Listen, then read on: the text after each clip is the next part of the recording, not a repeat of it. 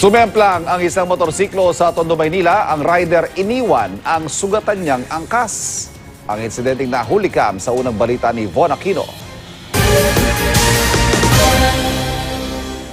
Sa kuha ng CCTV sa Moriones Street, Tondo, Maynila, pasado hating gabi, makikitang sumingit ang motorsiklong ito sa gitna ng dalawang sasakyan hanggang sa ito'y sumemplang. Nung narinig kaming malakas na kalabog, napalabas ho kami.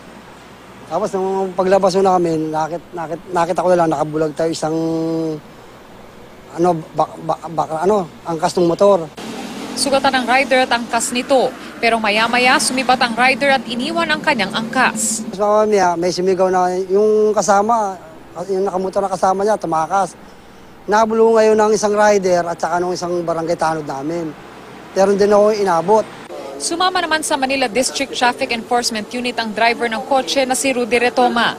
Kwento niya, gumasgas sa gilid ng kanyang sasakyan ng motorsiklo at tumama rin sa kanyang side mirror bago ito sumemplang. Pagkalagpas ko sa truck na nakahasag, siya naman pasok ng kotse, na siya naman ang dating ng motor na galing sa likod ko. Wala namang sinasabi kong magbabayad doon. Kasi ang inaano ko naman din, magkaroon lang ako ng police report para at least malaman na wala akong kasalanan. Iniimbestigahan pa ng mga otoridad kung sino ang dapat managot sa insidente. Nakakonfine na sa ospital ang sugatang angkas ng motorsiklo. Ito ang unang balita sa Maynila. Von Aquino reporting.